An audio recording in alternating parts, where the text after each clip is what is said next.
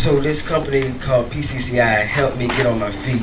Basically, they gave me the opportunity to receive housing, which I am now underneath BASH housing, which is free housing for veterans, which is available to all veterans. But prior to me knowing that, I lived on the street for a year to 2 years. Not only me, but there's other veterans who live on the streets also for long periods of time, not knowing that they have free housing available to them.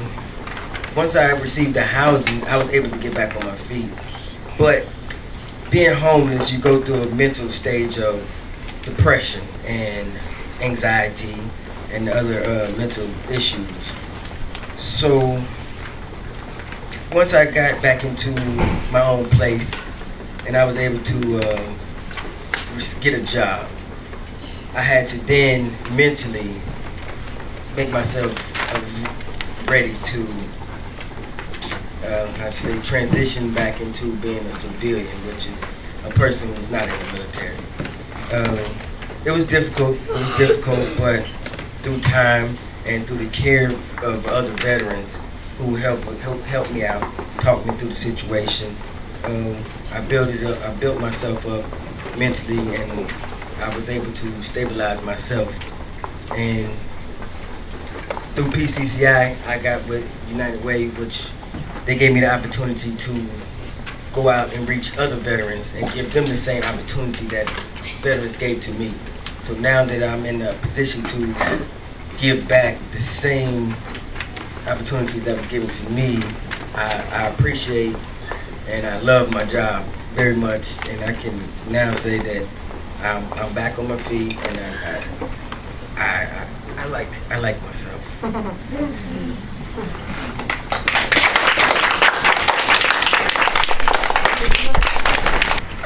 The main thing was on my mind being homeless was my family, finding stability and getting back on my feet. That was the main thing. I generally try to stay focused on success and succeeding. So I was mainly focused on getting back on my feet. Can you describe or share a moment while you were homeless that really stands out for you? I think my moment, I have 2 children. I have a 15-year-old and a 9-year-old. She's in 4th grade.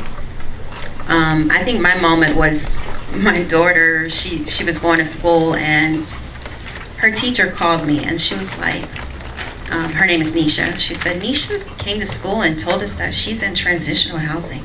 She says, I'm not really trying to be funny, but she doesn't really meet the criteria of what I thought a homeless person would be like, a homeless child anyway.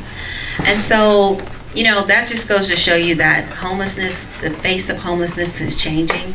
We necessarily don't think, oh, well, I know before I became in this situation, I thought the homeless person was the man underneath the bridge with a sign, standing there saying, I will work for food or I need money. But the faces have changed now, so you never know, who is that close to becoming homeless. You never know who is, in that situation.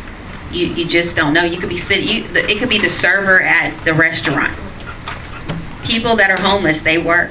They want to work. So you never know. It could be the person that you're sitting next to in church. It could be anyone. So, but for the teacher to say that, I was like, well, she was like, well, I'm not trying to be funny, but your daughter just seems like she's well kept, she's clean, and I didn't know. So, I mean, is it true? And I just felt like, at that point, I've got to change this for my child, because I don't want her to be labeled like, oh, there's a little homeless girl that's, So that made me feel like, hey, I've got to get myself out of this situation, because I don't want her to think that this is a lifestyle.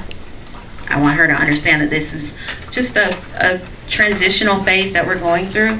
But, there's light at the end of the rainbow. So, I wanted her to be able to say, that was something that we did, that we went through, but now we're okay. Give our guests a standing ovation.